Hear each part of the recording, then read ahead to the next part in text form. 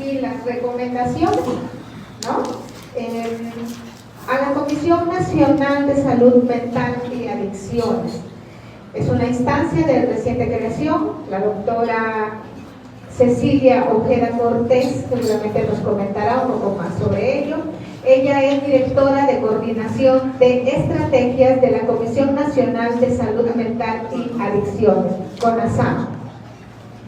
Mi nombre es Cecilia Ojeda, yo vengo de la Comisión Nacional de Salud Mental y Adicciones. Como bien ha comentado nuestra compañera, la Comisión Nacional de Salud Mental y Adicciones, digamos que es una institución recién nacida, ¿no? Así un año.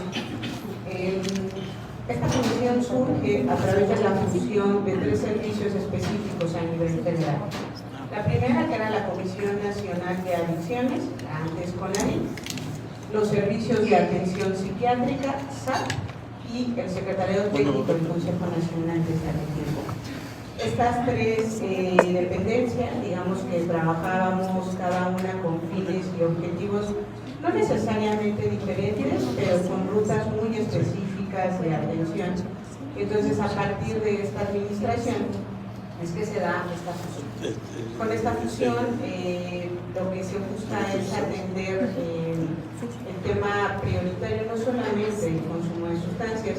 Por eso es que me parecía pues como poder considerar un poquito qué es lo que busca esta reforma a la Ley General de Salud. Creo que por primera vez, posterior al escenario de la pandemia, como nos dimos cuenta, el tema de la salud mental es algo que pues está casi fundamentado en un hilo. La salud mental es algo esencial y creo que cada vez más visible. No hay salud sin salud mental.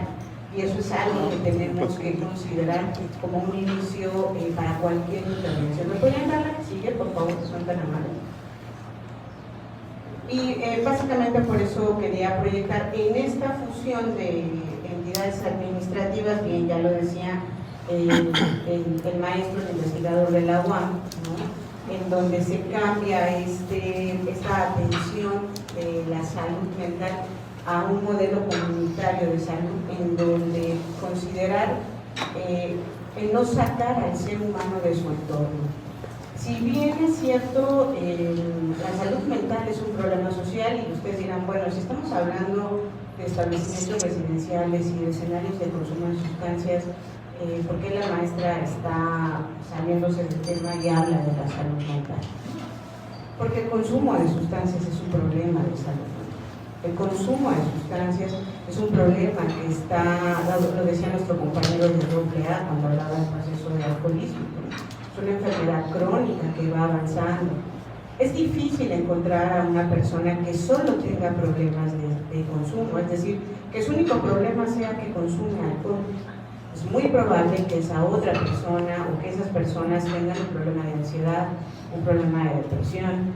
Generalmente cuando nuestros adolescentes inician o coquetean incluso con alguna sustancia, pues tiene que ver con la presión de pares, ¿no? A veces tiene que ver con la falta de comunicación de los padres. El consumo de sustancias no surge de la generación espontánea. El consumo de sustancias es parte de un problema de salud mental. Y la salud mental tiene varias aristas. Es un ente que va a tener distintos factores para poder establecerse. Creo que si bien tratando y un poco de retomando el tema del consumo, yo les decía, es difícil encontrar a alguien que solamente tenga el problema del consumo de sustancias, porque es muy probable, es más, nuestros compañeros de AA, incluso a veces en su propia literatura hablan de esta borrachera seca, ¿no? Hay quien deja de consumir y que de repente los familiares dicen ojalá consuma porque estaba mejor cuando consumía que ahora que está sobrio, ¿no? Entonces el problema de la salud mental, el consumo de sustancias, tiene que ver con estas aristas, con la familia, ¿no? Creo que a mí me gustaría un poco hablar de este escenario del entorno comunitario, porque si bien es cierto que tenemos un problema con los establecimientos residenciales y que ahorita hablaremos de las modalidades, trataré de hacerlo muy brevemente, porque para esto pues necesitaríamos varias horas para poder tratarlo. Pero lo cierto es que a veces las familias sienten un poco una decepción cuando no encuentran un lugar en donde dejar a sus familias, porque lo que buscan es depositar a su familiar en un espacio, sin importar cuál sea, ¿no? Acá en la entidad tienen 7 centros comunitarios de salud mental y adicciones que dan atención ambulatoria, es decir, de entrada y de salida. Pero a veces las familias, cuando tienen estas opciones, no las quieren, porque lo que buscan es dónde dejarlo. Es decir, yo quiero venir, ya no quiero saber qué pasa con mi hijo, con mi hija, y lo que quiero es depositar aquí. Es más, decíamos, hay espacios en donde el internamiento respecto de la ley de estas modificaciones no debería de haber internamientos involuntarios, ¿no? Aquí es una suma de condiciones institucionales donde incluso la fiscalía, el propio proceso de lo jurídico tendría que validar la denuncia de estos internamientos involuntarios, porque si bien la CONASAMA tiene la atribución de dar el seguimiento, de normar, nosotros hacemos supervisiones a los centros residenciales, hay metas específicas para cada entidad. La CONASAMA no tiene la atribución para poder cerrar este tipo de establecimientos porque jurídicamente no le compete. Le compete lo que tiene que ver en el escenario de la condición de salud. Por ejemplo, en este escenario, cuando hablamos de un censo, que lo decía bien el maestro, nosotros tenemos aquí una parte que tiene que ver con cuántos hay de aquellos centros que buscan la posibilidad de profesionalizarse, que quieren hacer las cosas mejor. Pero, por ejemplo, un censo así específico, tendríamos que catalogarlo con avisos de funcionamiento que tendría que estar con COFEPRIS, con regulación sanitaria, porque no es algo que podamos ver desde sala.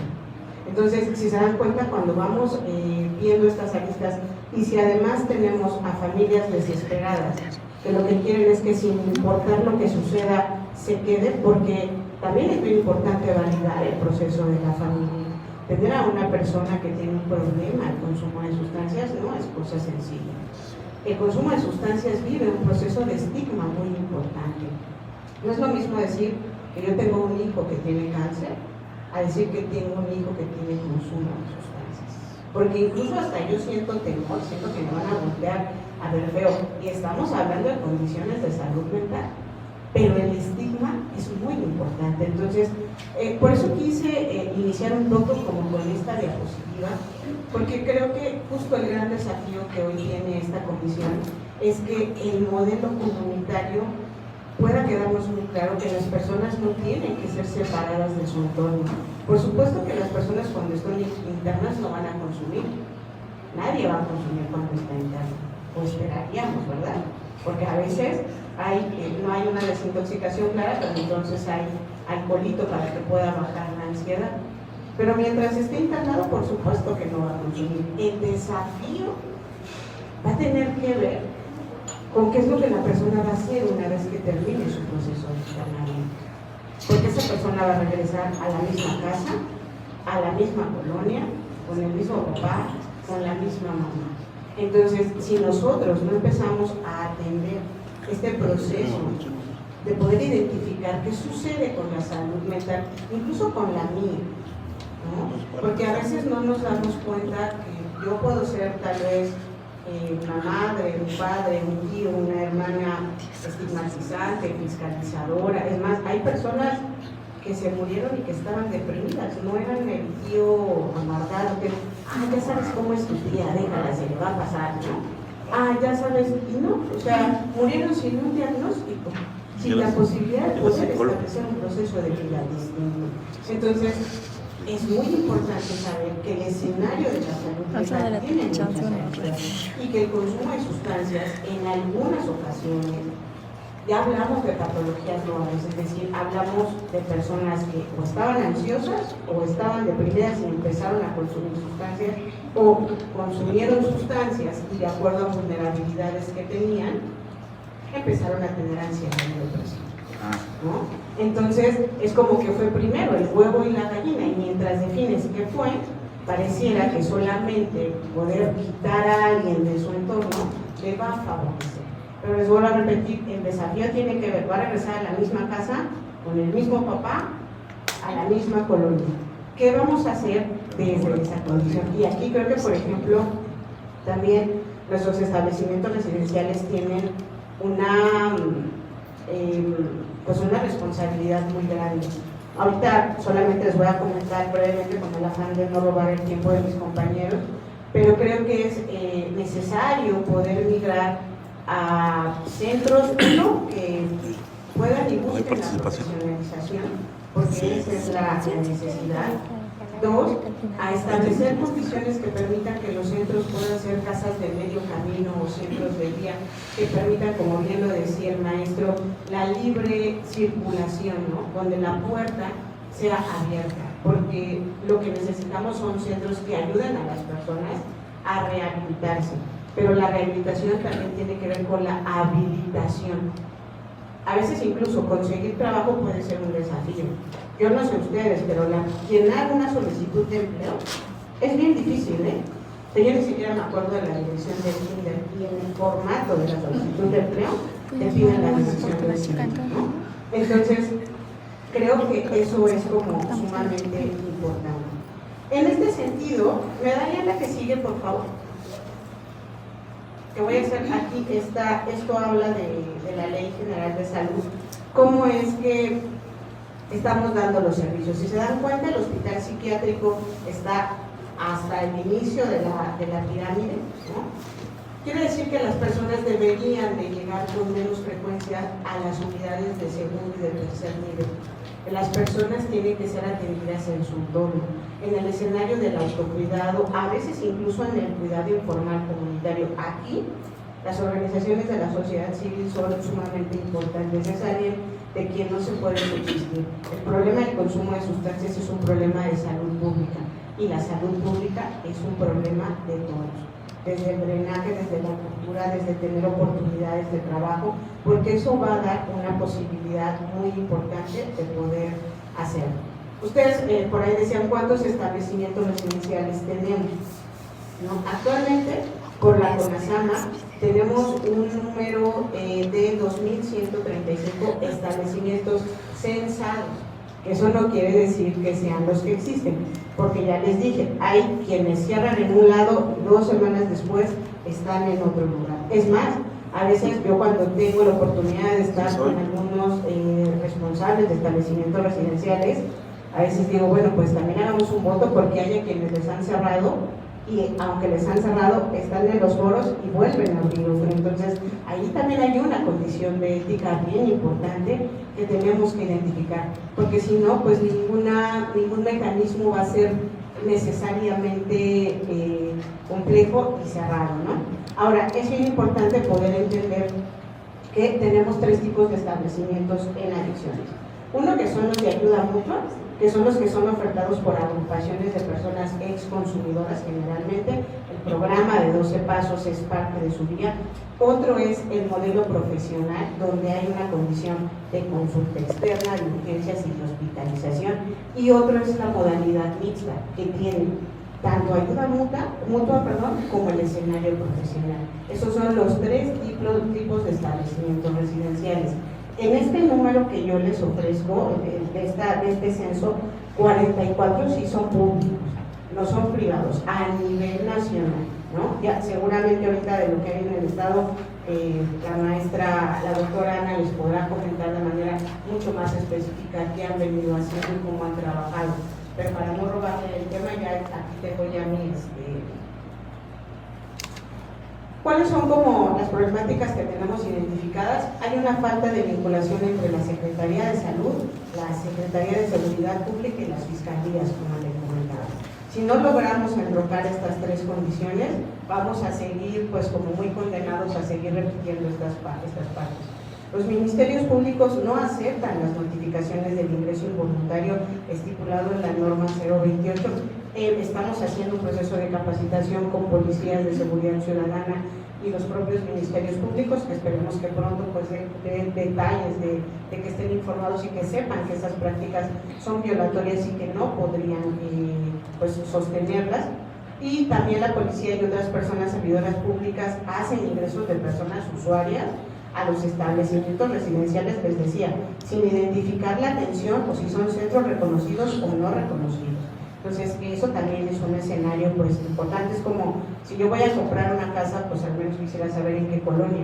Si yo voy a dejar a un familiar, pues sí quisiera saber cómo se llama hoy, pues a lo mejor me doy ahí una lecturita, veo si está, si es una casa, me asomo, ¿no? Lo decía el maestro y tiene razón, cuando hemos supervisado, hay camas que están pegadas unas a otras, hay criterios muy específicos que no cumplen y que se dejan las recomendaciones, hay puertas cerradas con candado y eso no debería existir en ningún centro residencial. Entonces ahí también es un llamado a la sociedad para tener esta posibilidad de la información, ¿no? Y bueno, solamente voy a cerrar con algunas propuestas de acción. Esto que les decía, realizar acciones coordinadas para generar estrategias de vigilancia, de supervisión y de verificación en estados y en los establecimientos prioritarios. Incorporar a otras instancias en el seguimiento y en la vigilancia a los establecimientos, como seguridad, DIF, derechos humanos, fiscalía, protección civil. La estrategia de esta administración tuvo que ver con las mesas estatales espejo, la Estrategia Nacional de Prevención de Adicciones, donde todas las dependencias sesionan en el Consejo. Me parece que sería importante aquí en la entidad que pudieran restablecer ese proceso de comunicación para tener un censo mucho más específico, un canal de comunicación más abierto. Y por supuesto el fortalecimiento de acciones a nivel estatal a través de estos grupos colegiados, como les digo, mesa de coordinación. Aquí tenemos comités estatales de consumo de sustancias, reducir los ingresos involuntarios y sobre todo saber, que con esto terminaré esta parte de ideas, que el establecimiento residencial no es la primera ni la única opción de tratamiento, porque a veces pasa alguien que cachan a un chico con un churro de marihuana y el papá piensa que lo mejor es llevarlo a un residencial. Tenemos que optar por llegar a preferir de manera inicial de cualquier elemento de salud la atención ambulatoria, los centros comunitarios de salud mental y adicciones, los exámenes, atender el proceso de psicoeducación. Es decir, es un poco como el tema de la diabetes o el cáncer. Yo a veces sé hasta el final. Tengo que apostar a la atención primaria, a la escucha, a la identificación, a la canalización, a la detección oportuna, porque el residencial no es la primera opción de tratamiento. La primera opción de tratamiento es la atención ambulatoria, la atención y el apoyo a la valoración psicológica, de trabajo social, médica, para poder saber qué acciones llevar con el chico, con la chica, cuál es el nivel de dependencia, leve, severo, moderado, o necesita un proceso de desintoxicación. Elijamos como primera opción de tratamiento la atención primaria, la atención ambulatoria, no la atención residencial, porque eso sería un nivel mayor. Y a veces eso creo que pasa.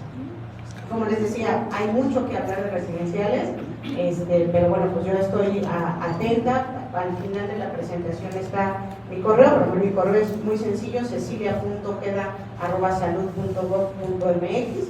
Y bueno, pues estamos atentos, seguimos trabajando en esta condición. Los residenciales son algo que requiere una atención conjunta, no de una sola dependencia. Es un problema de salud pública, y siendo un problema de salud pública, todos estamos vinculados en poder resolver desde nuestro propio elemento de salud mental. Muchas gracias y una disculpa por el robo de los minutos de más. Muchas gracias.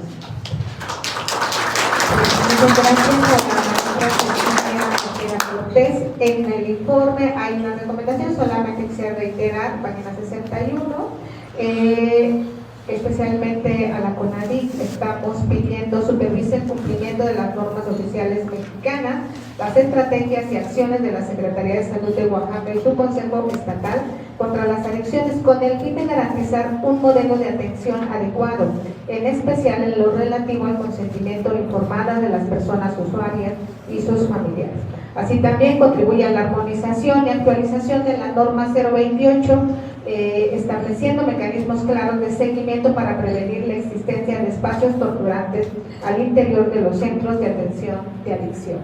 Hay muchísimo trabajo por hacer. Nos han señalado ya algunos otros acciones que deberían de estarse realizando, pues damos la bienvenida a la CONASAMA en este espacio y pues esperamos que esta sea una primera acción de trabajo. Creemos que este es un problema que nos atañe, también compartimos esta sensación de que es un problema social, no es un problema de una institución o de otra, es un problema de toda la sociedad, ¿no? Y especialmente cuando decimos que las niñas y los niños son el futuro del país, pues son el presente y en este momento están enfrentando problemas de exposición a drogas, especialmente sintéticas, pues de alta gama en el tema de cómo se va generando esta necesidad de mantener una adicción. Pues muchas gracias, maestra Cecilia. Pues bueno, damos la palabra a la Defensoría de los Derechos Humanos del Pueblo de Oaxaca, al maestro Juan Rodríguez. Él es el secretario ejecutivo de la Defensoría de Derechos Humanos del Pueblo de Oaxaca. Solamente reiterando a la Defensoría, en este informe le hemos pedido que fortalezca su análisis de la tortura en base a lo establecido por la Ley General respecto a los espacios privados como los centros de atención de adicciones, así como sus intervenciones y documentación de violaciones de derechos humanos, y mantenga un monitoreo permanente de los centros de atención de adicciones para evitar en lo posible actos de tortura, privación ilegal de la libertad y otras violaciones a derechos humanos como las que fuimos documentando a lo largo de este informe. Maestro, tiene la palabra. Gracias a todas y a todos. Y pues asisto en representación de la maestra Isabel Lara Rodríguez, que es nuestra titular, la defensora de los derechos humanos del Pueblo de Oaxaca, y agradecerle a Código DH también por esta invitación, por estar visibilizando actos que no son nuevos, ¿no? Yo recuerdo mucho desde la Defensoría de hace muchos años, incluso más de 15, incluso más de 20 años, en la Defensoría, que muchas personas llegaban básicamente por dos cuestiones a pedir apoyo cuando se trataba de personas que se encontraban en algún centro de rehabilitación. Primero porque estaban en contra de su voluntad y algún familiar nos había llevado, entonces un hermano, un amigo, un pariente se enteraba, entonces quería que se fuera a recuperar a esta persona que se encontraba en este centro de rehabilitación. Y segundo porque cuando el familiar se da cuenta de los tratos que recibían en algunos de estos centros, pues no les permitían la salida si no pagaban determinada cuota. Las dos cosas que históricamente se reclamaban. La respuesta de la Defensoría pues era de alguna forma inmediata, ¿sí? No se tenía una competencia clara para atender o acudir inmediatamente a estos centros, entonces le pedía al Ministerio Público a través de un oficio de colaboración o incluso en muchas ocasiones a través de medidas cautelares que de acuerdo a su competencia hiciera cesar en su caso la probable privación de la libertad, y en esas épocas se iniciaba una violación previa, ya es una carpeta de investigación. Entonces se hacía y resultaba eficaz para que las personas pudieran salir de estos centros de rehabilitación. Igual con los pagos que se les permitía salir sin que se le condicionara el pago que probablemente algún familiar se había comprometido a hacer. Posteriormente se avanzó un poco más y ya se tuvo pues la posibilidad o incluso un poco de atrevimiento de que los propios visitadores acudieran personalmente a estos centros de rehabilitación. Antes de pedir la intervención del Ministerio Público, ya los visitadores acudían y trataban de solucionarlo de manera conciliatoria y pedirle a estos centros de rehabilitación que permitieran la excarcelación de las personas. En estas épocas todavía no se pensaba en hacer una supervisión, se pensaba que como eran particulares, entonces no había una facultad expresa para hacer una visita de supervisión. Posteriormente la ley de 2012 ya nos da, de la Defensoría ya da una posibilidad, no es muy clara, pero ya permite interpretar que la Defensoría tiene la facultad de asistir, de hacer visitas de supervisión a centros donde las personas se encuentren privadas de su libertad, se encuentren en rehabilitación, como hospitales, como psiquiátricos, privadas de su libertad, como centros de reclusión, como separos de policías municipales. Entonces se hicieron visitas, pero a centros estatales, ¿sí? Centros estatales. Recientemente se han hecho visitas, pero se han hecho acompañando del Mecanismo Nacional de Prevención contra la Tortura. Sin embargo, este informe creo que es muy valioso por el área de oportunidad que le da la Defensoría de los Derechos Humanos, porque atendiendo antes de las recomendaciones, pues el informe advierte de varios actos que se consideran violatorios de derechos humanos. Dentro de las violaciones a derechos humanos que argumenta el informe que presenta el Código de H, está la tortura, la privación de la libertad, falta de consentimiento informado, el derecho a la salud, derecho a la vida e integridad física y emocional, acceso a la justicia y debido proceso, derecho a una vida libre de violencia, entre otros, ¿no? Y entonces estas recomendaciones, por lo que nos toca a nosotros, yo sí iba a hacer un área de oportunidad, sobre todo porque nos piden fortalecer capacidades institucionales, y creo que sí es una área de oportunidad, un reto. ¿Para qué? Para analizar, intervenir y documentar casos que puedan darse en estos centros de rehabilitación, tratándose completamente de actos de tortura, ¿no? De tratos crueles como degradantes o de algún otro derecho humano que se esté violentando en estos centros. Y por otra parte nos piden un monitoreo, ¿no? Un monitoreo de estos centros precisamente para evitar actos violatorios a derechos humanos. A lo largo de la historia, como bien decía la consejera Sara, ¿no? Consejera del Mecanismo Nacional, ¿no? y constante del Código de H, como bien decía, sí es cierto, se emitió una recomendación, la 1 del 2022, cuando en una visita con el Mecanismo Nacional se detectó que en un centro de rehabilitación había personas menores de edad, ¿no? Entonces se emitió esta recomendación a los servicios de salud Oaxaca y la Secretaría de Salud en su doble carácter, y a la Procuraduría de Protección de Niñas, Niños y Adolescentes, ¿no? Básicamente en esta recomendación se pide a ambas instituciones dar un monitoreo también, dar seguimiento a estos centros y verificar la existencia de niñas, niños, adolescentes en estos centros, y también hacer el monitoreo que puedan tener en regla la documentación administrativa que se tenga. Al momento aún no se cumple por ambas instituciones, esta recomendación sigue en trámite, ¿no? Sin embargo, pues todavía hay más posibilidades en cuanto a esta recomendación para hacerla vigente. Y para concluir, para ir cerrando también esta participación, actualmente se siguen recibiendo atención sobre estos casos. Estos casos se atienden generalmente en la dirección de quejas y orientación, porque es la respuesta más rápida que se puede dar en cuanto a pedirle a la Secretaría de Salud, a los servicios de salud de Oaxaca, la atención inmediata, o en su caso también a la Fiscalía General de Justicia del Estado.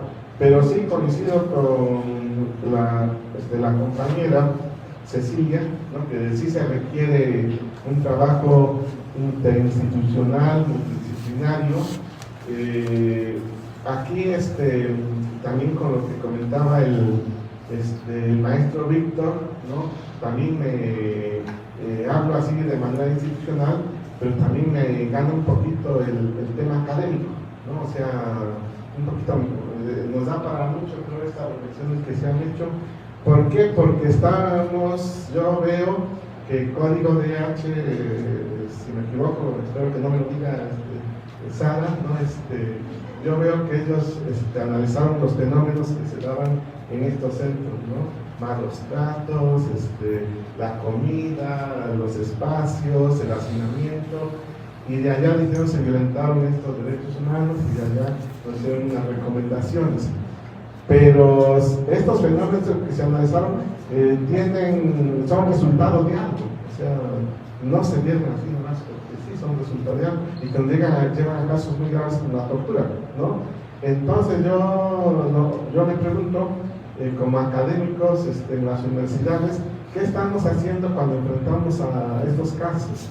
Porque existe una realidad muy cruel con los estudiantes, como ya decía, porque las personas que tienen estas enfermedades, más que ser incluidos, son excluidos.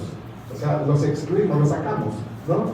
Y como autoridad educativa, para mí es más fácil, a ver, si me llegas tomando a la universidad o me llegas con drogas, a ver, te expulso y ya, con eso creo que soluciona el problema. Pero ¿dónde estoy mandando a jóvenes, mujeres y hombres? ¿Qué van a hacer? ¿Por qué no los incluyo y por qué no desde estas etapas estamos haciendo actos de inclusión con las juventudes? ¿Por qué las estamos discriminando y excluyendo de origen? Incluso más allá de juventudes, de infancias, ¿no? ¿Por qué si se da en escuelas de educación básica, por qué se los entregamos a sus padres y la primera reacción del docente, de la docente, es te vas? No te quedas, te vas porque me contaminas, ¿no?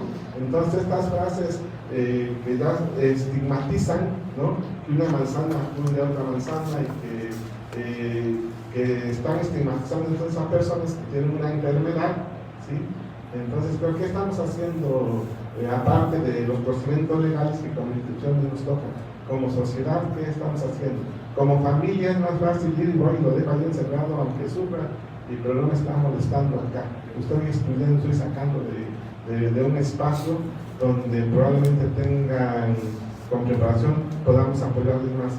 Entonces, bueno, por estas reflexiones un tanto académicas se complementan también. Creo que la academia fortalece también el quehacer institucional y creo que el compromiso institucional también muchas veces nos cuesta cumplirlo. Sin embargo, qué bueno que sociedad civil nos hace ver y nos lo pone en la cara, ¿no? Este es el fenómeno, este evento, para que también como institución podamos comprometernos y podamos también ver las áreas de oportunidad que se tienen desde diversos espacios y cómo en conjunto se puede trabajar y tratar estos temas que deslaceran y lastiman gravemente a muchas personas. Gracias. Muchas gracias, Juan. Vamos a estar después también estableciendo una serie de reuniones para dar seguimiento a todo esto. Creemos que eso es una parte también fundamental. Y también quiero agradecer a otras instituciones que no están en esta mesa, pero que están presentes el día de hoy, como la Coordinación para la Atención de los Derechos Humanos, la CAT, gracias por su presencia. Sabemos que también la vinculación hacia el gobierno del Estado y otros actores como los educativos son una parte fundamental también de esta prevención. Al municipio de Oaxaca de Juárez también tenemos presente aquí al licenciado Pedro Sosa, muchas gracias. También la vinculación con los municipios es una parte clave en todo este trabajo de información, de prevención y de atención. Gracias por su presencia. Le doy la palabra al licenciado Adán Jairo García Bautista. Él es encargado del despacho de la Fiscalía General de Atención a Víctimas y a la Sociedad. Pues, adelante, licenciado. Muy buenos días a todos y a todas. Gracias por la invitación. Bueno, por parte de la Fiscalía, como usted lo comenta el maestro Juan, como comentó la maestra Cecilia, creo que estamos ante un área de oportunidad bastante grande de poder generar estrategias para atender este tipo de situaciones en el ámbito de la Fiscalía, en el ámbito de la prevención, de la defensa de los derechos humanos. La Fiscalía tiene registro en el periodo 2023-2024, que es del fiscal general nuestro José Bernardo Rodríguez Aravilla, 24 carpetas de investigación iniciadas, en las cuales se encuentran relacionadas con centros de rehabilitación. Estas carpetas se han iniciado por diversos delitos, como son lesiones, privación ilegal de la libertad, extorsión, homicidio, ¿no?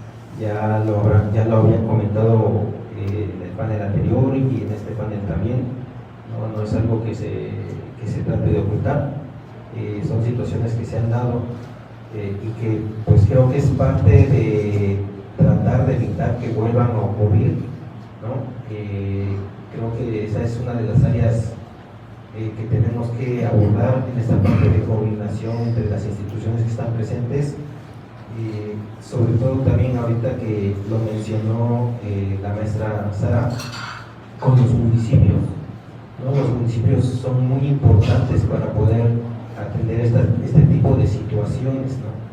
Tratar de tener un control, un registro de todo sería a lo mejor lo ideal. Yo entiendo que es complicado tener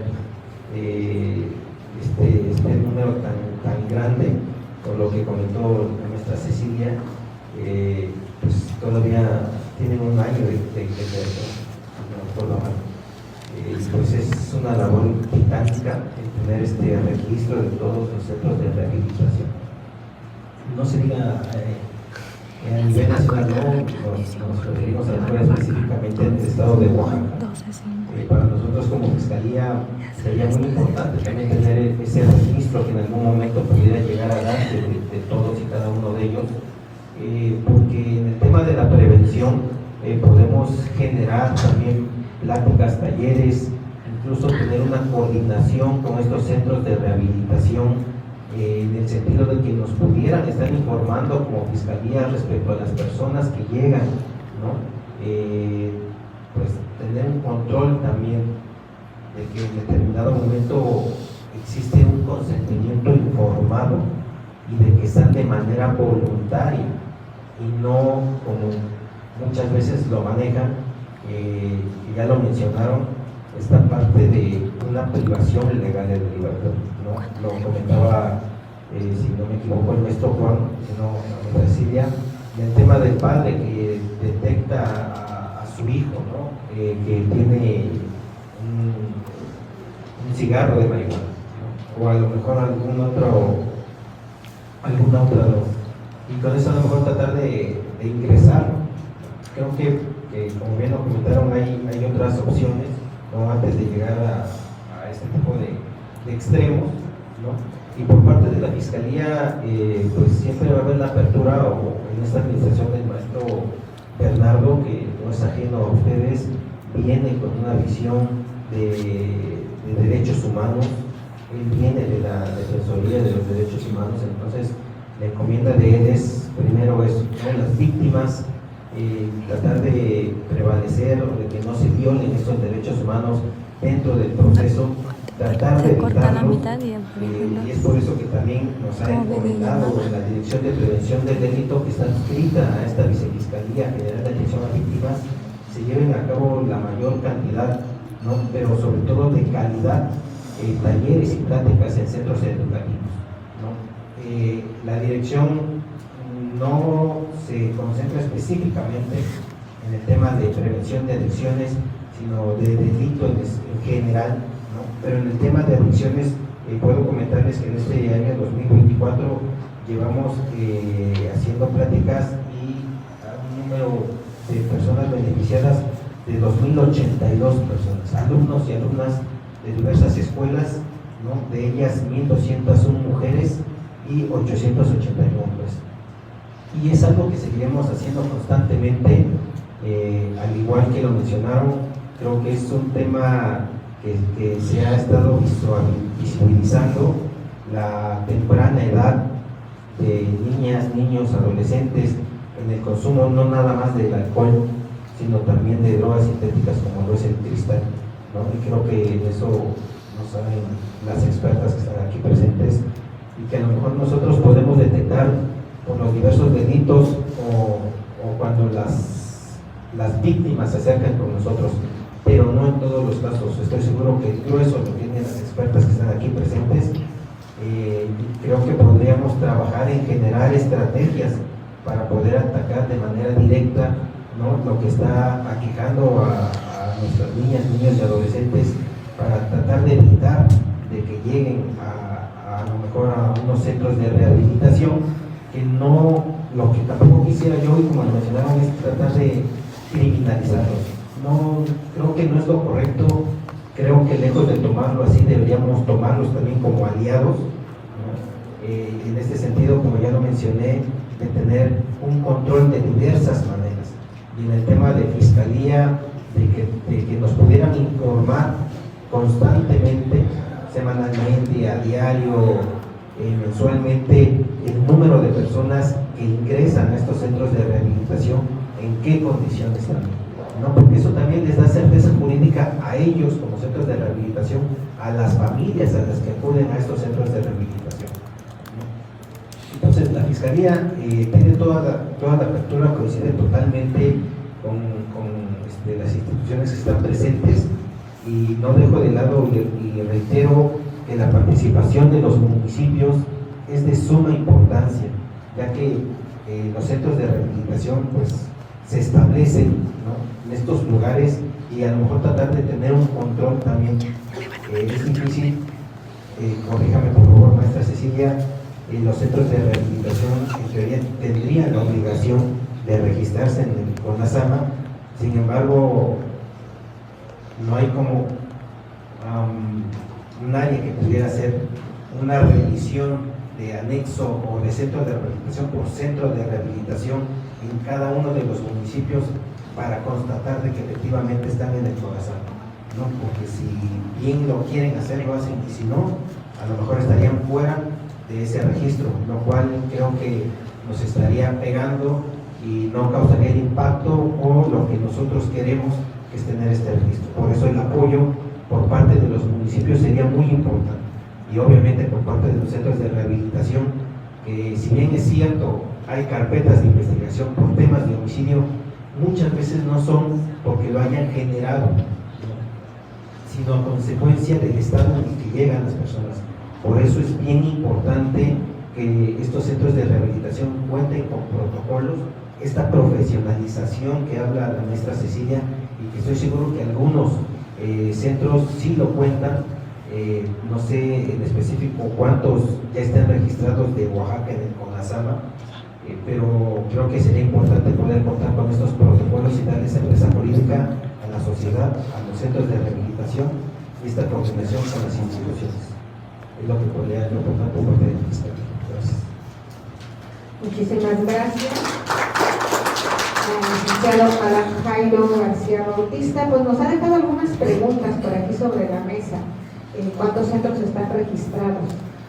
Y también yo agregaría una, entonces, ¿quién tiene la potestad de poder clausurar cuando se cometen irregularidades? Creo que esas son algunas preguntas que tenemos sobre la mesa. Esperamos que el SECA nos pueda ayudar a responder estas preguntas. Damos la palabra a la doctora Ana Rosa García Piñón, coordinadora estatal de salud mental y adicciones de la Comisión Estatal contra las Adicciones SECA Oaxaca. También agradecemos al doctor Wilber Jesús García San Juan, secretario técnico del SECA, su presencia el día de hoy. Y bueno, creo que al término también de esta última intervención, pues abrimos al público por si hay alguna pregunta. Adelante, doctora. Muy buenos días. Muy buenos días, muchas gracias por la invitación. Para mí es un gusto estar con excelentes profesionistas y sobre todo estar en compartir la mesa con una líder muy importante para nosotros de la CONASAMA, como es la maestra Cecilia. Los saludo también a todos ustedes y a algunos líderes de establecimientos residenciales que nos acompañan el día de hoy. Felicito el gran trabajo que ustedes realizaron en el tema del informe sobre centros de atención de adicciones en Oaxaca. Creo que nos da un panorama para continuar con el trabajo que estamos haciendo desde el Consejo Estatal contra las Adicciones. Y con el permiso de mis autoridades de los servicios de salud, quisiera compartirles un poco del trabajo que se ha hecho desde el Consejo Estatal contra las Adicciones. Creo que mi primer acercamiento con establecimientos residenciales fue hace 10 años aproximadamente, y nosotros no teníamos conocimiento de dónde se encontraban ubicados. Entonces La labor era precisamente ir en los municipios, ir a las colonias y saber por las propias personas de la misma población si habían y sabían dónde se encontraban ubicados sus centros de rehabilitación, como se llamaban anteriormente, y que ahora los denominamos establecimientos residenciales para el tratamiento de las adicciones. Y posteriormente, hace 4 años que me dan la encomienda de ser en su momento supervisora estatal de establecimientos residenciales, creo que acercarme a estos establecimientos no ha sido una tarea fácil, porque precisamente ven a las autoridades de servicios de salud y piensan que somos la instancia que en ese momento pudiéramos cerrar el establecimiento residencial, cuando es muy importante que yo les diga que desde el Consejo Estatal contra las Adicciones somos la instancia que les enseña la parte técnica, que les aplica o les da el cumplimiento de la norma 028, que es para la prevención, tratamiento y control de las adicciones. Creo que dentro de las áreas de oportunidad que nosotros estamos encontrando con los establecimientos residenciales es que ellos sí tienen una participación activa cuando nosotros hacemos convocatoria de capacitaciones en materia de adicciones, ya que desde el componente de visitas de supervisión a establecimientos residenciales tenemos la responsabilidad de acercarnos y de darles asesoría técnica para que ellos conozcan la cédula de supervisión, conozcan todos los elementos que deben dar cumplimiento para lograr tener un servicio de calidad y de trato digno a sus usuarios o residentes que tienen dentro del interior. También hemos visto que en algunos casos los establecimientos residenciales sí tienen acercamiento con los municipios y que desde el Consejo Estatal contra las Adicciones nuestra intención es que los municipios se vuelvan comités municipales contra las adicciones. ¿Qué quiere decir esto? Que los propios líderes de los municipios tienen la responsabilidad y la obligatoriedad de conocer dentro de su municipio si tienen establecimientos residenciales y ser ellos la primera instancia para otorgar una carta de inicio de operaciones. ¿Qué quiere decir esto? Que como líder municipal tengo que conocer y saber si dentro de mi municipio existen estos centros y saber realmente que cumplan con la norma 028.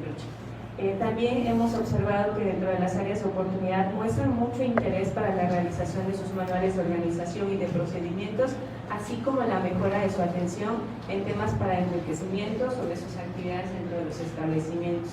Algunos establecimientos residenciales es bien importante que yo les comente que sí trabajan de manera institucional con el IEA y con el ICAPET, dándoles esta apertura a sus usuarios como un modelo de tratamiento para tener una mejor recuperación y tener pues este acercamiento a la sociedad. También hemos visto que dentro del Consejo Estatal contra las Adicciones nosotros tenemos 42 instituciones que se están comprometiendo al trabajo en materia de instituciones, en materia de adicciones y de salud mental. ¿Qué quiere decir esto? Que cada vez que nosotros tenemos una reunión del Consejo Estatal contra las Adicciones, actualizamos en materia de adicciones, actualizamos en materia de salud mental y sobre todo damos a conocer una de las estrategias más importantes que nosotros tenemos desde la CONASAMA, que es la Estrategia Nacional de Prevención de Adicciones, que por sus siglas se conoce como EMPA. La EMPA nos está diciendo que tiene un eslogan muy importante que es Juntos por la Paz y que más que una campaña es una convocatoria social que nos está invitando a toda la sociedad a no tener el tema de discriminación y estigma a personas que tienen una condición de salud mental o padecimiento en dependencia de sustancias psicoactivas. Nos interesa mucho que la sociedad se informe, se acerque al Consejo Estatal contra las Adicciones y como lo mencionaba la maestra Ceci, creo que la detección temprana es una de nuestras claves para que las personas y la sociedad que tiene una condición de salud mental se acerque a nuestras unidades, centros comunitarios de salud mental y adicciones y sean estos quienes hagan un diagnóstico adecuado para saber si aquella persona tiene una dependencia o no de sustancias psicoactivas. Sí tenemos en el estado de Oaxaca un establecimiento residencial reconocido.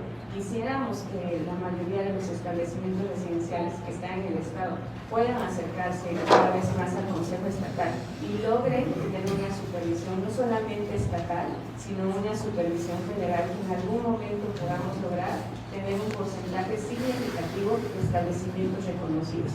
También consideramos que dentro de los establecimientos residenciales creo que un área de oportunidad está siendo que los propios líderes de estos establecimientos sean enlaces de la norma 028 para la prevención, tratamiento y control de las adicciones. ¿Qué quiere decir esto? Teniendo un enlace directo, como líderes de establecimientos tienen el acercamiento con nosotros de manera más oportuna y eficaz para que ellos puedan dar cumplimiento a esta norma. También estamos observando que están buscando acercamiento con el sistema de salud antes de iniciar operaciones. Quisiera yo invitarlos que ustedes en las redes puedan buscar la guía de apertura a establecimientos residenciales, donde ahí enseñan precisamente todo lo que conlleva aperturar un establecimiento. ¿Qué quiere decir esto?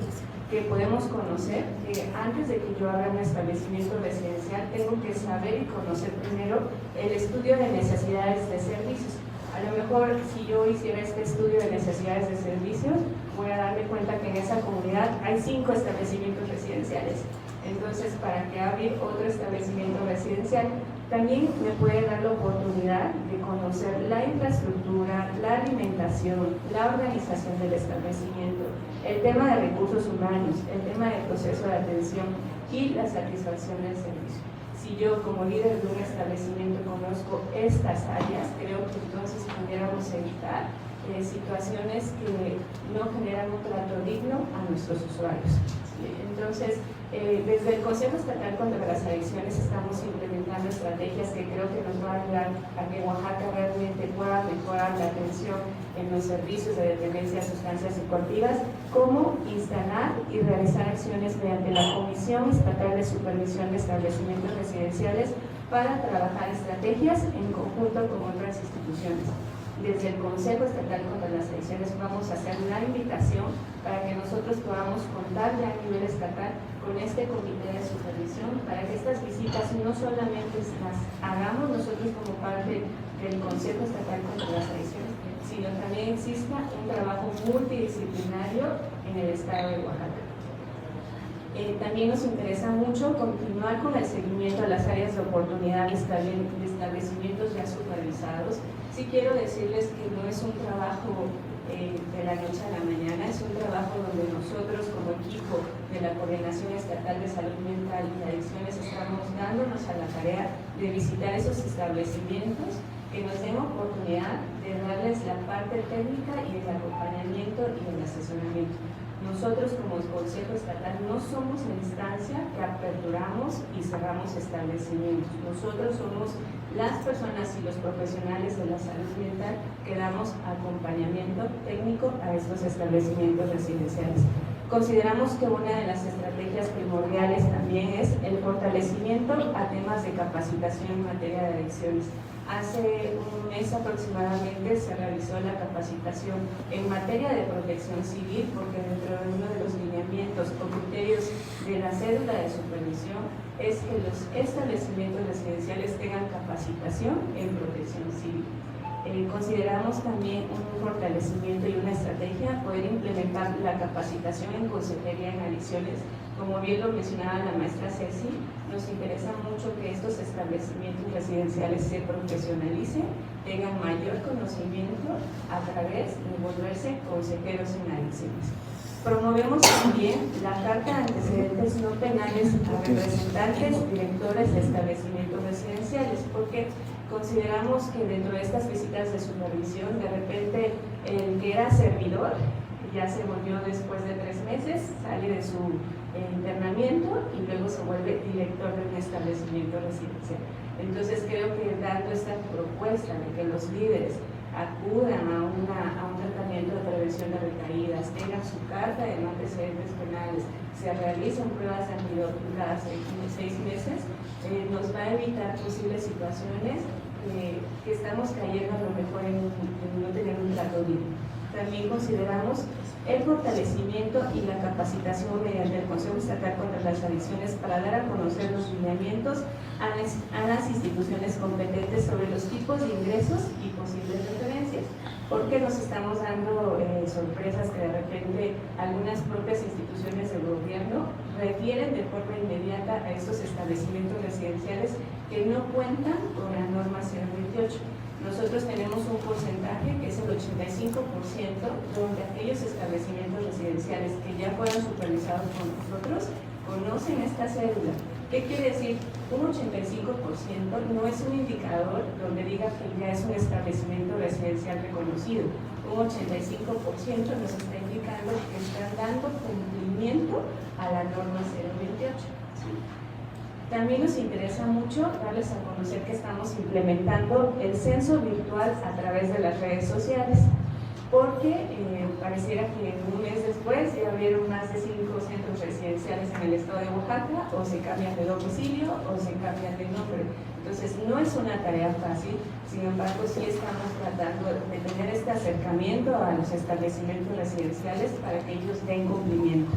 Creo que desde el Consejo Estatal y desde los servicios de salud seguiremos con el compromiso para que nuestra propia sociedad, nuestros niños, nuestras niñas y nuestras juventudes continúen con una forma de realizar esta detección temprana, como lo mencionaba la maestra Ceci. Un establecimiento residencial no quiere decir que sea el único tratamiento para las condiciones de salud mental o para dependencia de consumo de sustancias.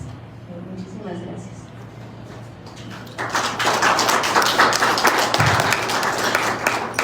Muchas gracias, doctora Ana Rosa García Piñón.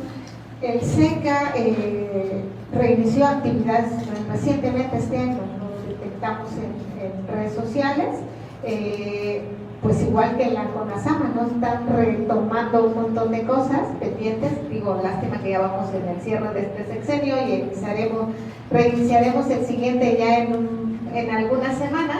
Esperamos también que estos avances que se han logrado pues se sostengan.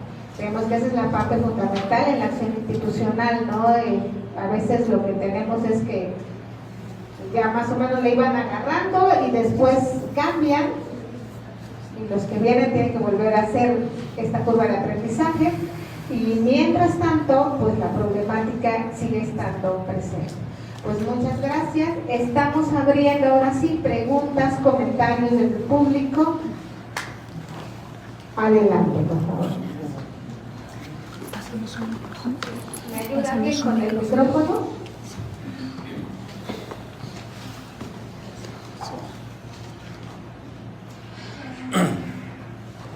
Por ahí tenemos algunas preguntas. Gracias. Hola, buenas tardes. Pues primero que nada, pues felicitarlos, ¿no? Por el interés que tienen sobre el tema de salud mental en Oaxaca, más que nada. Está parte de la Fiscalía, Derechos Humanos y todo. A mí me gustaría, en realidad, que sí revisaran todos los centros de rehabilitación, pero todos en general. Hay centros donde hay más de 3 o 4 muertos y siguen abiertos. Entonces, eso es importante. Nosotros somos un centro de rehabilitación. Hay personas de Alcohólicos Anónimos. En Alcohólicos Anónimos hay principios donde ellos no están de acuerdo con los centros de rehabilitación. También me gustaría pues, que se abriera, que fueran puertas abiertas, ¿no? Alcohólicos Anónimos de la mano con los centros de rehabilitación.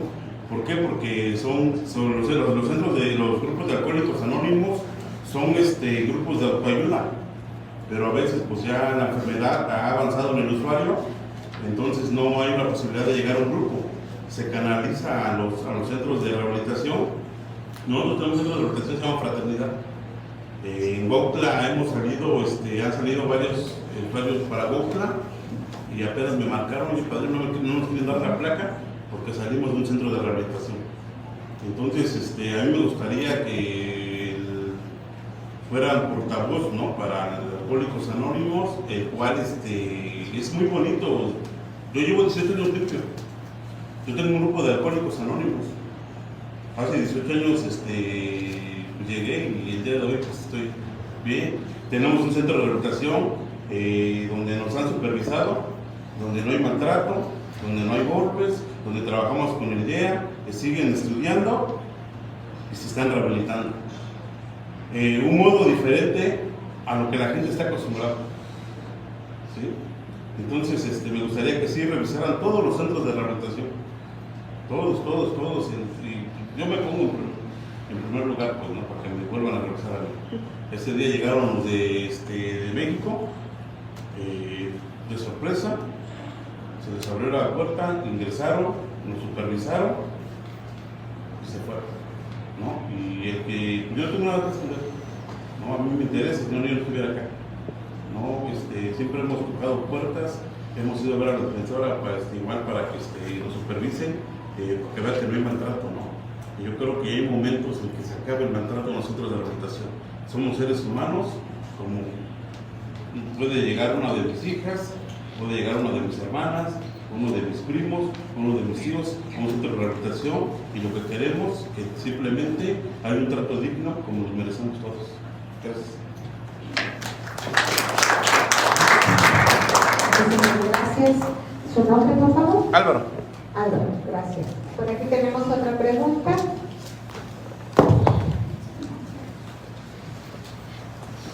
Muchas gracias. Bueno, primero que nada, celebro que exista esta apertura al diálogo entre la sociedad civil con lo que está haciendo Código DH, que están por acá las y los compañeros de las instituciones federales y locales, y que también estén por aquí personas que forman parte o que dirigen este tipo de establecimientos. Me parece que es muy enriquecedor. Y bueno, escuchándolo a las y los compañeros, como yo les decía, previo a este trabajo que estoy haciendo ahora de investigación, pude estar a cargo de la coordinación del mecanismo de prevención de la tortura. Entonces muchas de esas visitas y coordinaciones pues me tocó vivirlas con las y los compañeros de las instituciones aquí presentes. Entonces tengo un par de preguntas que no me extenderé mucho. Al compañero de la Fiscalía, fíjate que tuvimos la oportunidad de estar con el anterior vicefiscal y traíamos ahí un diálogo sobre cómo podríamos identificar el delito de tortura. Como ya lo comentaba Sara en la mesa anterior, la tortura tiene una característica muy importante, que tiene una doble vertiente. La vertiente de violación a los derechos humanos, que se encarga de investigar las condiciones defensoras de derechos humanos. En el nivel local está la Defensoría del Pueblo de Oaxaca, pero también en su vertiente de delito se puede investigar por parte de la Fiscalía. Y ahí, bueno, hicimos la denuncia de 4 hechos de constitutivos o probablemente constitutivos de tortura. En 2022 que estuvimos por acá. Entonces, no sé si haya algún tipo de avance, o si haya algún tipo de seguimiento a esas denuncias por tortura en centros de rehabilitación de las adicciones. Entonces, una primera pregunta. Y a la compañera del SECA, me parece muy importante, ya lo decía Sara, en este año fue la instalación de la mesa, fue la primera sesión, ¿no?, de la instalación del SECA. Me parece que es súper importante. Nosotros tuvimos comunicación con la administración anterior, y bueno, ahí tuvimos dificultades de una articulación real, ¿no? Realmente no hubo respuesta. Hubo una solicitud por ahí de información en la que nos dieron algunas cosas muy genéricas, pero me parece súper relevante y súper importante que estén acá presentes en esta mesa para poder tener este diálogo. Y las preguntas serían muy concretas. Uno es, han ya tenido, hablabas de un censo virtual, de una revisión virtual de redes sociales de los centros. ¿Tienen ya un número más o menos preliminar de cuántos existen en el estado de Oaxaca, en las regiones? ¿Cuántos de estos han podido visitar, ¿no? Si hay un número de visitas que han realizado y cuáles son los principales resultados de estas visitas.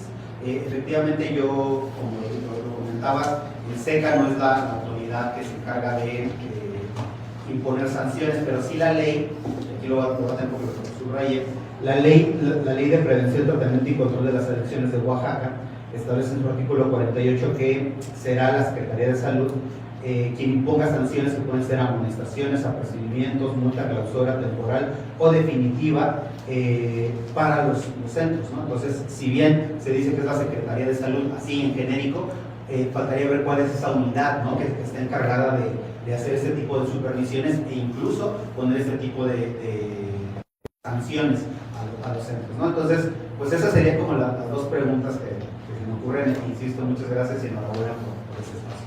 Gracias. Muchísimas gracias. Si hay alguna otra pregunta, sería el momento, y si no, pasamos el micrófono de este lado para que nos vayan respondiendo. ¿Quién quiere empezar? ¿Okay?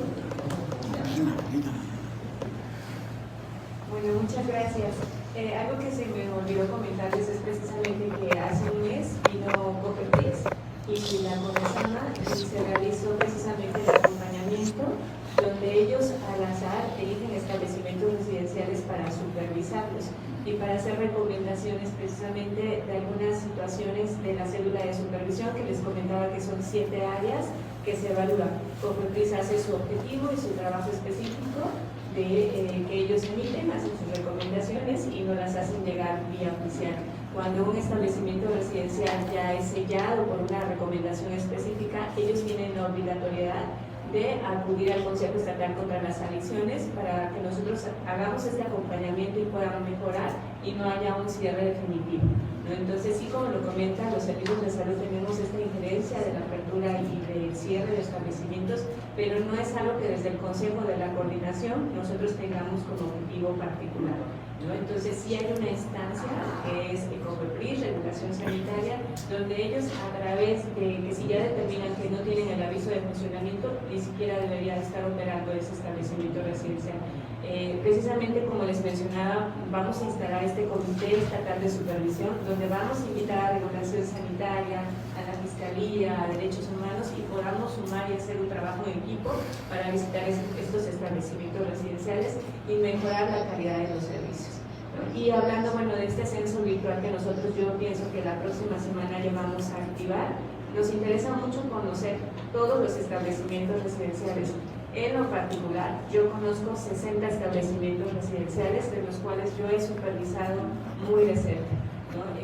Con este censo virtual que vamos a tener la próxima semana, la intención es que las redes sociales nos llevan a muchos lugares, ¿no? Y con esta liga que nosotros vamos a abrir desde la página del Consejo Estatal contra las Adicciones, es precisamente hacer la difusión para que aquella persona que es líder o director de un establecimiento residencial coloque todos sus datos y a través de esta información nosotros podamos acercarlos y otorgarles la información técnica. Esperamos contar con un censo a lo mejor el próximo mes, de tener un porcentaje de cuáles son los establecimientos que tenemos en el estado de Guerrero. Espero que tiene 20%. Tiene 20%. Ah, sí, se alcanzó. Sí. Me permite, no voy a responder la pregunta. Bueno, yo le pediría el favor que me permitiera solicitar la información, ¿no? Para poder compartir de manera precisa el dato. No quisiera que haya alguna imprudencia y que sea algo que no es correcto. Entonces, ya pedí la información, espero que me lo puedan compartir ahorita.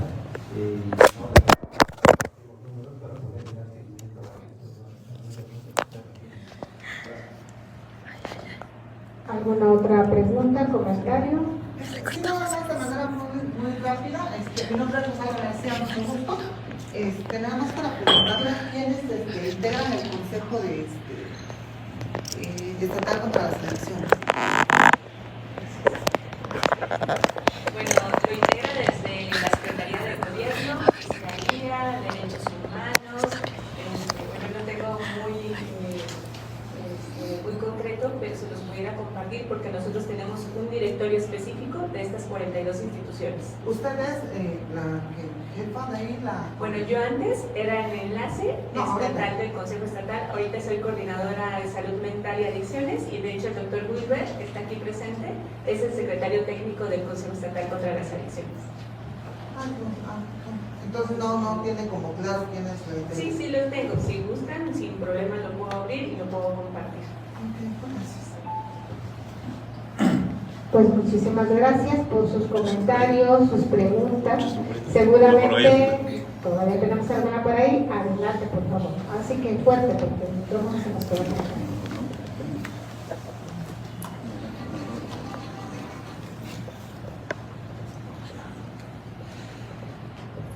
Sí, muy buenos días.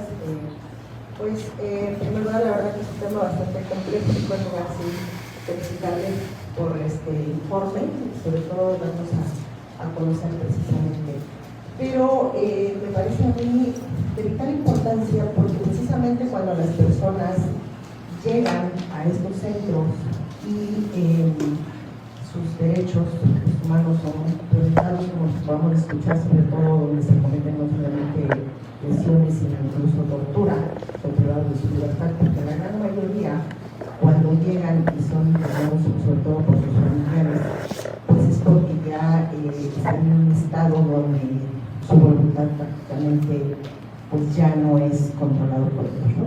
Entonces, la parte preocupante.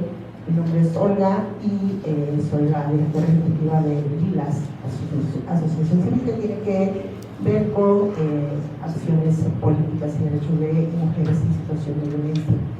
Y voy a citarlo porque desde mi experiencia lo he estado observando en la gran mayoría de veces de mujeres, podría citar de un 90% de mujeres que viven violencia de género, ya sea precisamente en sus centros, sobre todo en el hogar. Uno de estos factores son las adicciones. Muchas veces son los hijos, la pareja. Y entonces, pues bueno, el tema de las adicciones no solamente es el alcohol, sino son sobre todo las drogas. Ya está llegando a un punto donde a nivel de sociedad está causando una afectación sumamente grave, generando violencia. Y si revisamos la gama de delitos que se pudieran cometer en estos estados de personas que pues, consumen drogas, pues es alto, sumamente alto. Y la pregunta sería, y aquí no sé quién la podría contestar, ¿cuáles serían como estas formas de buscar, sobre todo de parte del Estado, de atender esta problemática? Porque está rebasando. Anteriormente, pues eran como pues casos no tan comunes. Hoy en día ya es tan normal que en la ciudad estemos viendo en plena calle, y no hablemos ya de lo que sucede en los hogares, ¿no? En las familias. ¿Qué se está haciendo al respecto a corto, mediano y largo plazo? ¿Cuáles serían como estas estrategias para poder atender el tema de adicciones? Porque justo cuando ya llegan precisamente a estos centros, es como ya en un estado deplorable. Y si no se atiende el tema ni de la prevención ni de la atención, por supuesto que el problema va a seguir creciendo. Muchas gracias.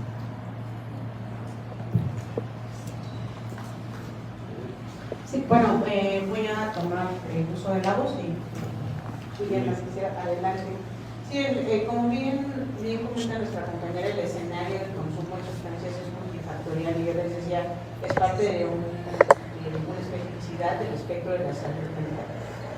¿Qué hay como de forma específica en el tema de la prevención y tratamiento del consumo de sustancias?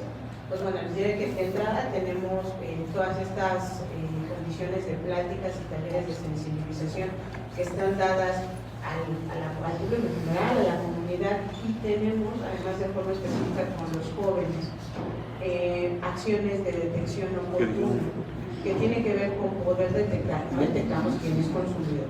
Se aplica un cuestionario en las escuelas donde se detectan factores de riesgo que se pueden considerar justo un riesgo para que los chicos o las chicas sean consumidores. Es un instrumento que mide 7 áreas de forma específica en la vida de los adolescentes, desde consumo de sustancias, salud mental, autoridades escolares y bienestar familiar, entre otras. Y de ahí, pues bueno, es un instrumento aleatorizado que permite identificar quiénes tienen riesgo. Aquellos que tienen un riesgo de tal a tal percentil pueden ser integrados a grupos de talleres psicoeducativos, y quienes requieran la atención específica y presencial pueden acudir a los centros comunitarios de salud mental y adicciones. No necesitan ser consumidores para poder tener atención. Hay un programa en específico en las unidades que se llama Programa de Intervención Breve para Adolescentes, que inician el consumo de sustancias. Entonces, aquellos adolescentes que tienen estas características son atendidos bajo este esquema y este tratamiento que tiene una evidencia científica respecto de qué hacen. Hay otros programas que acompañan a esto, como algo que se llama PROPAR. Aquí es bien importante, en la prevención es de todos. No es lo mismo ser padre de un niño de 6 años que de uno de 16. Las estrategias conductuales tienen que cambiar.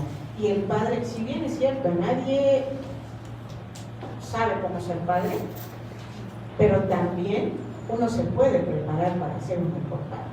Y eso también es importante identificar. En las unidades pueden encontrar estos talleres para adolescentes, para padres de adolescentes. También hay talleres de crianza positiva. A veces, por ejemplo, poder corregir un berrinche de manera adecuada nos ayuda a poder establecer límites con todo nuestro entorno familiar, ¿no? Entonces, estas cosas tan básicas que parecieran, yo no lo sé, ¿verdad? Pero no sé ustedes, si de repente tienen al niño de 4 o 5 años que está tirado a la mitad del restaurante y uno ya no sabe si le golpeas, si lo levantas, si me siento ya roja de la pena, pues tampoco tenemos estrategias para hacerlo de forma adecuada. Y a veces cuando no corregimos adecuadamente, pues bueno, podemos estar generando cosas distintas en la adolescencia. La adolescencia se caracteriza por la posibilidad de saber cuál es el límite que yo puedo tener como ser humano. Es un momento de prueba. Entonces, yo cada vez voy a necesitar saber hasta dónde puedo llegar.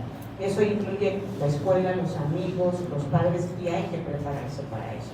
Entonces, están esta serie de estrategias que no tienen ningún costo, que son completamente gratuitas y que están disponibles en los centros comunitarios de salud mental. De hecho, aquí en Oaxaca,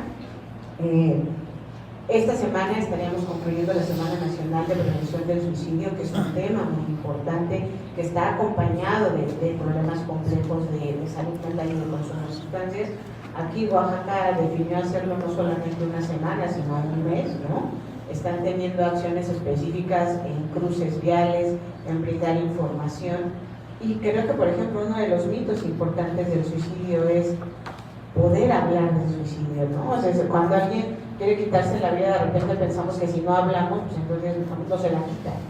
Y lo cierto es que no se la quita si hablamos.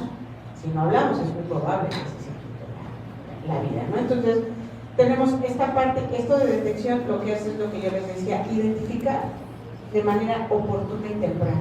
Esto es un poco como el cáncer, como la diabetes, ¿no? Hay personas que se salen diabéticos hasta que ya tienen 400 de glucosa y porque no se han hecho un estudio. Lo mismo pasa. Es importante detectar para saber cómo me estoy sintiendo y si eso puede favorecer que yo sea un consumidor. Pero también es importante prepararme como familia, como sociedad. Y creo que, por decir, la prevención la hacemos todos. No estigmatizar a la salud mental es el gran paso. Y yo siempre pienso que uno tiene que empezar por uno. Creo que a veces decimos, es que está medio loco, es que ya sabes cómo es irritable. Así es, a veces no nos damos cuenta y nosotros mismos en nuestros senos familiares somos estigmatizantes con el elemento emocional. No crecemos con una educación emocional, esa es la realidad.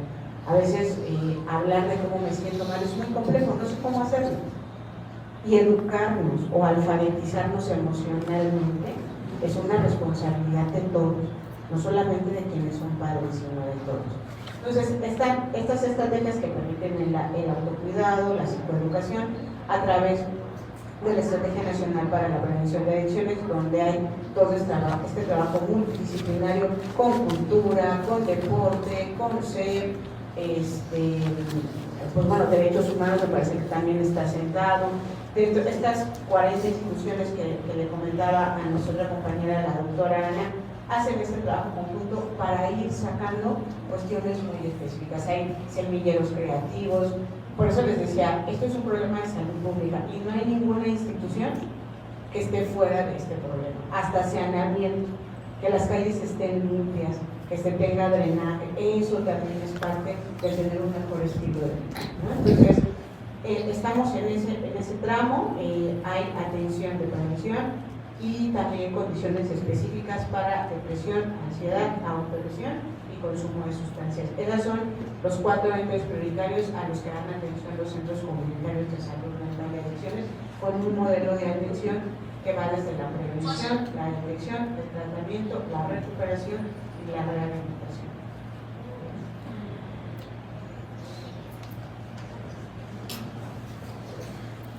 Bueno, nada más contestando a la pregunta de la compañera para que todos tengan conocimiento. Los integrantes del Consejo Estatal contra las Adicciones, Mesa Espejo, está conformado por el Congreso del Estado de Oaxaca, por el DIF estatal, por la Secretaría General de Gobierno, por la Presidencia Municipal de Oaxaca, la Delegación Estatal de la Fiscalía General de la República, por la Fiscalía General del Estado de Oaxaca, la Secretaría Ejecutiva del Sistema Estatal de Seguridad Pública, el Secretariado de Seguridad Pública y Protección Ciudadana de Oaxaca, Secretaría Ejecutiva del Sistema Local de Protección Integral de los Derechos de Niñas, Niños y Adolescentes del Estado de Oaxaca, la Secretaría de Educación Pública de Oaxaca, Secretaría de Culturas y Artes, Secretaría de Desarrollo Económico, Secretaría de Fomento Agroalimentario y Desarrollo Rural, Secretaría de Turismo, Secretaría de Interculturalidad, Pueblos y Comunidades Indígenas y Afromexicanas, Secretaría de las Mujeres, la Dirección General del Instituto Estatal de Educación Pública de Oaxaca, la Subdelegación de Administración de la Representación Estatal del Instituto de Seguridad y Servicios Sociales de los Trabajadores del Estado de Oaxaca, el órgano de operación administrativa desconcentrada de Oaxaca del Instituto Mexicano de Seguro Social, Secretaría de Bienestar, Tequio e Inclusión, la Dirección General del Instituto de Capacitación y Productividad para el Trabajo del Estado de Oaxaca, la Dirección General del Instituto de la Juventud del Estado de Oaxaca, Centros de Integración Juvenil del Estado, la Defensoría de los Derechos Humanos del Pueblo de Oaxaca, la Dirección General del Instituto de Deporte de Oaxaca, Dirección del Instituto Estatal de Educación para Adultos, la Delegación Estatal de Central Mexicana de Alcohólicos Anónimos, la Rectoría de la Universidad de Anáhuac, la UAPO, tenemos también la Universidad La Salle, la Universidad Mesoamericana de Oaxaca, el ICJO, que es el Instituto de Ciencias Jurídicas de Oaxaca, la Universidad Regional del Sureste, la Universidad Tecnológica de Valles Centrales de Oaxaca, el Instituto Tecnológico de Oaxaca, la Rectoría de SUNEO, Dirección General del COBAO, tenemos el titular de la Oficina de Enlace Educativo del Estado de Oaxaca, de la Secretaría de Educación Pública, y las UNEMES, ECOSAMAS de los Servicios de Salud. Buenas tardes, mi nombre es Frida, soy licenciada en Psicología, trabajo en un centro de rehabilitación que se especializa en el tratamiento hacia mujeres. Y más que una pregunta, yo quiero felicitarlos porque generalmente las mujeres que llegan a un centro de rehabilitación pues ya llegan con estos casos de tortura, de violencia, ¿no? Ahorita platicaba y decía algo muy importante, que es más fácil decir mi hijo tiene cáncer o mi hijo tiene una enfermedad terminal, a decir mi hija es una adicta, mi hija es una alcohólica, ¿no? Entonces, como sugerencia, a lo mejor también implementar algunos programas o algunas capacitaciones que sean dirigidas a mujeres con enfermedad pues ya mental y también las adicciones. ¿Por qué? Porque se ha visto que los tratamientos son más dirigidos hacia los hombres o están con una vertiente más hacia los hombres, el que el hombre es el que tiene la adicción. Y en este caso, o al menos en mi trabajo, lo que yo he visto es que pues también las mujeres lo tenemos, ¿no? Y es algo de lo que no nos gusta hablar o de lo que no nos gusta ver, porque la sociedad así nos los ha marcado. Entonces, pues es como sugerencia tal vez, o que me indiquen a lo mejor cuáles podrían ser esos cursos de tratamiento, pero directamente hacia mujeres. ¿Por qué? Porque yo he visto que hay más dirigidos hacia hombres y es un poquito complicado, porque en la mujer entran otro tipo de cosas, ¿no? La parte de hormonal, la parte emocional, es algo diferente y es algo que no se han permitido llegar a estudiar en las adicciones hacia mujeres. Y pues eso sería todo. Muchísimas gracias por sus comentarios. Sí, claro que sí. Gracias por la sugerencia, creo que es un tema bien importante. La promoción de la perspectiva de género es algo que está en deuda en el tema del escenario de la salud mental y el consumo de sustancias. Ser mujer ya es una condición compleja, pero ser mujer con un problema de consumo de sustancias es doblemente estigmatizante, porque las mujeres tendrían que ser buenas madres antes de ser cualquier otra cosa en nuestro país. Entonces eso genera un reto diferente, ¿no? O sea, generalmente hace que las mujeres lleguen con un mayor elemento de cronicidad y que pues casi llega un poco como medio adultadillas y escondidas. Hay varios documentos que creo que podríamos acercarte. Yo te diría ahorita que traigo como muy presente, si hay un documento pequeñito pero que creo que es muy bueno, que tiene que ver con prevención del consumo de sustancias en mujeres, que creo que a través de la maestra Ana podríamos hacerlo llegar. También hay una publicación que está en las redes de la comisión, que es Mujeres y Consumo de Sustancias. Está también disponible, está abierto, y si no lo encuentras, pues igual nos comentas y puede ser.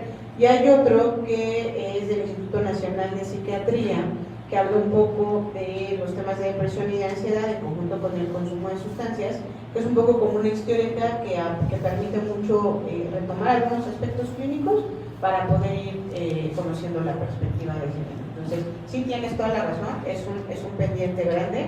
Yo pienso que el otro pendiente son los adultos mayores, de repente se nos olvida y pensamos que es el otro espectro que está ahí, y hay que pensarle porque el futuro nos alcanza y dentro de poco el país más bien va a ser un país de gente adulta, mayor. Y pues bueno, iremos trabajando, ya que estamos tratando de ir viendo cuáles serían esas aristas, pero sí lo traemos en el radar. De entrada tenemos estos que podemos socializar con nosotros. Pues muchísimas gracias. Creo que... ¿hay alguna otra pregunta? Sí. Hay dos más.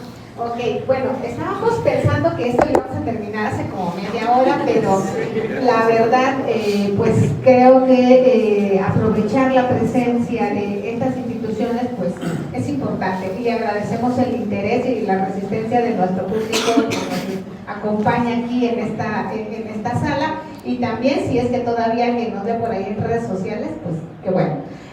Por aquí tenemos otra pregunta y luego por ahí atrás. Adelante. Sí, gracias. Creo que efectivamente el interés nace en poder ver este vínculo precisamente de la salud mental como parte del derecho a la salud que tenemos todas las personas. Lamentablemente lo vemos como un tema separado, pero hoy en día a partir de esta mesa creo que nos queda claro la relación que tiene y la importancia de una coordinación interinstitucional.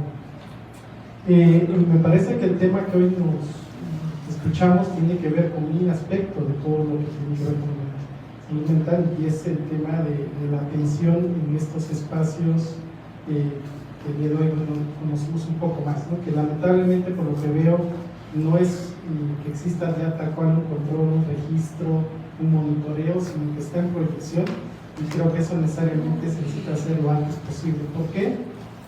Porque efectivamente creo que si queremos ver resultados y mantener un espacio de mayor monitoreo y control, necesariamente tenemos que empezar por saber en dónde están, ¿no? En dónde están, cuántos son, quiénes están al frente, qué tipo de tratamiento brindan, qué tipo de atención, porque no puede ser posible que a esas alturas estemos todavía con un vacío de información en ese sentido, ¿no? Y creo que eso también implica hacia otros lados, ¿no? Porque hay personas que están ahí, esas personas ya están ahí.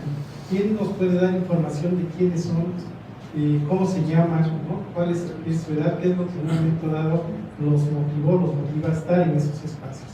Y creo que esto, relacionándolo con otros temas, tiene que ver con el tema del derecho a la libertad, tiene que ver, por ejemplo, incluso con la situación de personas que están desaparecidas en un momento dado, que pudieran estar siendo buscadas y que no sabemos que en un momento dado pudieran estar también en estos espacios. Entonces sí es importante que se pueda ejercer un control y un monitoreo más estricto, ¿no? Nosotros acudimos a algunos casos, hemos visto algunos casos, y sí vemos la necesidad de que estos espacios puedan mantener un registro, un monitoreo, un control mucho más estricto. Y lo otro es que creo que una de las preguntas que nos surgían es: las personas que están ahí, que están contra su voluntad, ¿en qué momento pueden salir de esos espacios? O sea, es decir, ¿qué se puede hacer o qué en un momento dado tendría que hacer para que estas personas que están en contra de su voluntad puedan mantener el contacto con la familia, pero también el contacto con el destino, ¿no? Porque me parece que esa es una de las medidas como mucho más más urgentes. Creo que el camino, la ruta hacia modelos en donde exista un espacio más que sea ambulatorio de entrada por salida, con estas casas de día, es a lo que en un momento dado se aspira, ¿no? Pero hoy en día sí la pregunta que yo haría es si hay datos para saber cuántas personas hay en estos centros, aparte del número de centros que existen de rehabilitación, ¿no? Y colocar esa pregunta y otra, creo que así como hablamos del tema de la importancia de atención hacia mujeres, jóvenes, adolescentes, también saber estos espacios en dónde están en relación con el espacio intercultural en el que pudieran estar, es decir, con qué municipios, en qué regiones, y en un momento dado cómo se garantiza este tema de la interculturalidad, ¿no? Porque también creo que es un tema pendiente. Y finalmente creo que también fue una lista de atención en un momento dado con la Defensoría que trabajó el tema de las personas con discapacidad que también están en estos espacios, ¿no? Entonces creo que también ahí está el tema y la pregunta, y ojalá también pudiera incluirse en esta dinámica. Y bueno, creo que hay muchas cosas por hacer, como lo colocaba, y la idea es empezarlas a hacer, ¿no? Gracias.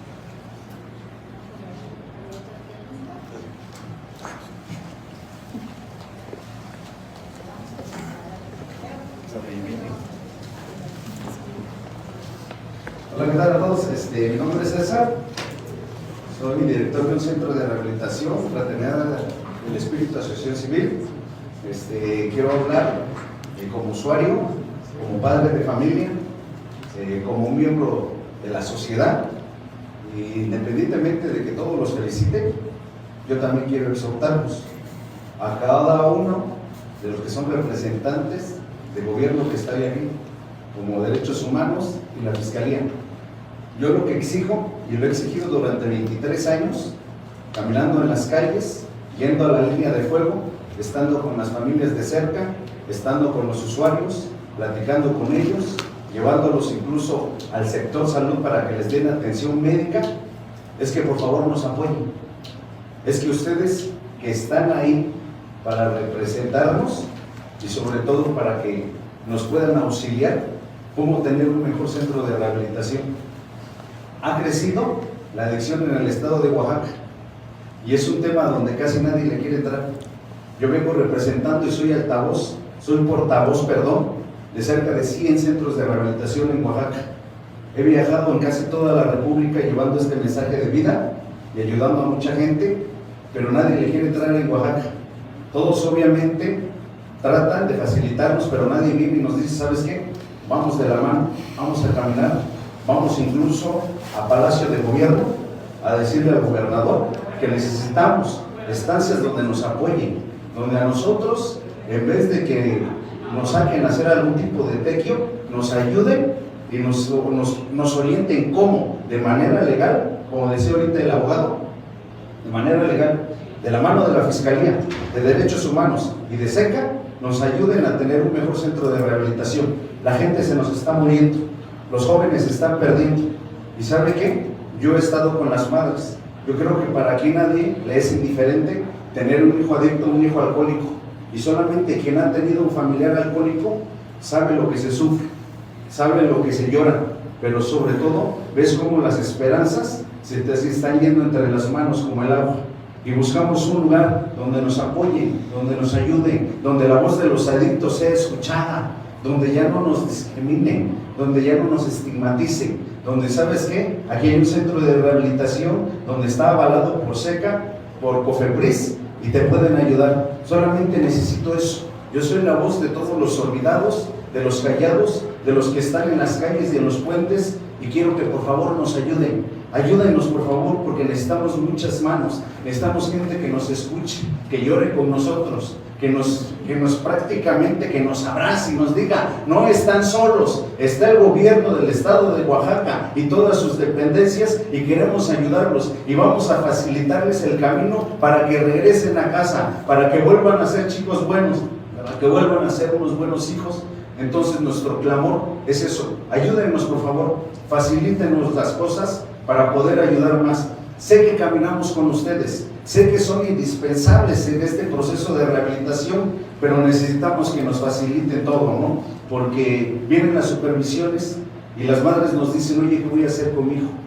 Eras nuestra última esperanza, y resulta que van a cerrar el centro. Resulta que ustedes, supuestamente, las instituciones, no cumplen con los lineamientos.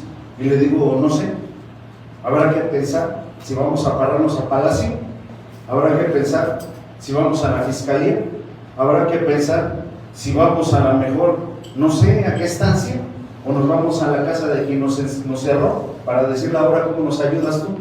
Entonces, nomás tengo un clamor, soy la voz de los adictos, de los usuarios, pero también de las familias de Oaxaca, que queremos la forma de que nos faciliten para poder seguir ayudando.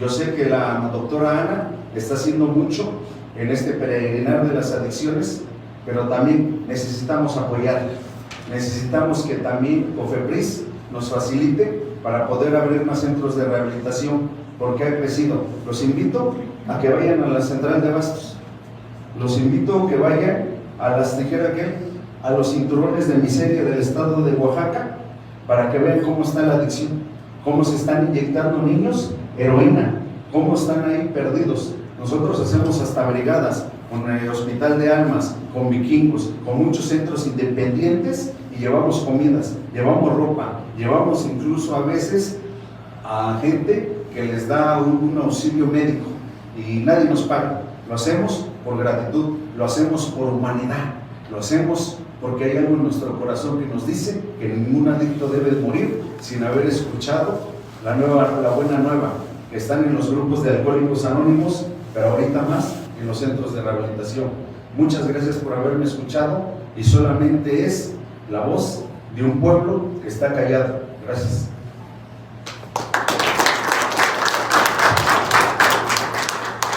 Muchísimas gracias por sus intervenciones. No sé si hay algún último comentario por parte de alguien de la mesa. ¿Okay? Pues sí, un poquito al revés, nada más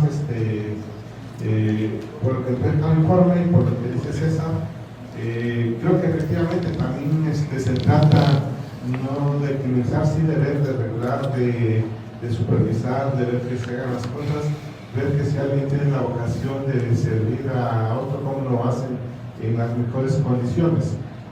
Yo creo que muchos centros realizan el trabajo que nos corresponde como Estado.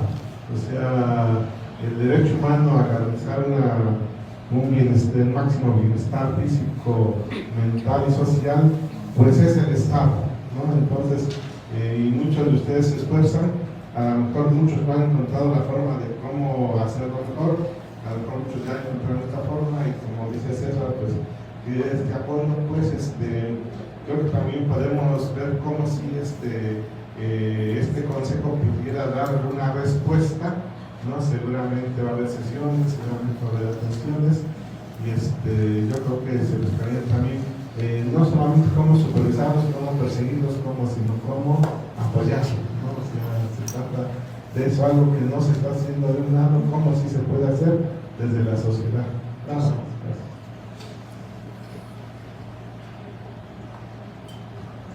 Pues con esta última intervención vamos a concluir esta mesa. Hay mucho que hablar. Creo que las diferentes voces que se han oído acá, de verdad lo agradecemos, porque son justamente las diferentes caras de esta problemática. Hay muchos retos, muchos, institucionales, también desde la sociedad misma, desde las organizaciones como Código DH, que no nos dedicamos al tema de atención de adicciones, nos dedicamos más a los temas de atención psicosocial. Y aquí también hay compañeras que se dedican a esos temas, que han estado capacitándose, que están también pendientes de sus vecinos, de sus vecinas, que son personas de derechos humanos, y que al final del día, pues, seguramente podemos encontrar situaciones de estas entre las personas cercanas con las que convivimos. Y solo decir que al final del informe, que está disponible, si alguien necesita más ejemplares los podemos distribuir sin mayor problema. La vamos a tener también ya próximamente en versión digital en nuestras redes sociales. Y decir que al final en la página 68 tenemos un pequeño directorio de los centros de atención de adicciones en Oaxaca. Esta es un MK que mencionaba la doctora Ana Rosa. Están aquí sus direcciones, horarios de atención y redes sociales, porque parecería que todo el mundo las conoce, pero son bien, a veces están, como los datos están muy escondidos, y creemos que la gente los conoce también como los centros de integración juvenil. Solo tenemos 2, tristemente. Oaxaca tiene 570 municipios, somos un estado muy diverso, muy grande, y de repente las instituciones que atienden desde un modelo médico son realmente muy pocas. Los retos también en el tema del modelo de atención están ahí presentes, sin demeritar el trabajo que se hace desde estos centros religiosos y estos modelos centrados en la palabra de Dios, en centros, este modelo cristológico, pues no es suficiente, y necesitamos justamente también la parte profesional de atención de la salud.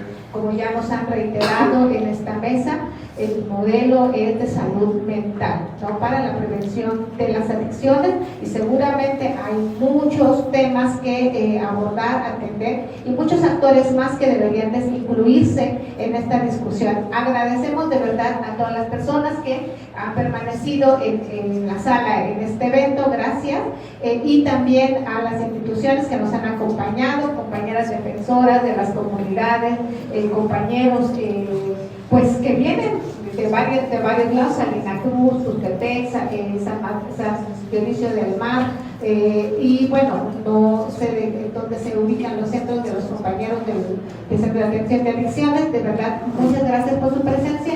Las voces, todas las voces deberían de ser escuchadas en esta problemática que es tan compleja. Y pues, muchísimas gracias. Vamos a tener este video también disponible más tarde en redes sociales para que podamos seguir revisando. Esperamos también mantener una comunicación con las instancias que nos han acompañado en la mesa, y también con otras más que se interesen en el tema. Seguiremos insistiendo, porque esa es nuestra labor desde la sociedad civil, en el monitoreo de este tipo de centros para evitar que se cometan violaciones a derechos humanos. Y si lo estamos diciendo es porque lo hemos visto, lo hemos documentado, y aquí está en este pequeño documento. Esperamos que estas cosas no las tengamos que volver a repetir, ¿no? Y que realmente desde las instituciones y desde los propios centros se atienda y se eviten este tipo de situaciones y de creación de espacios torturados. Muchísimas gracias por tu presencia y buenas tardes.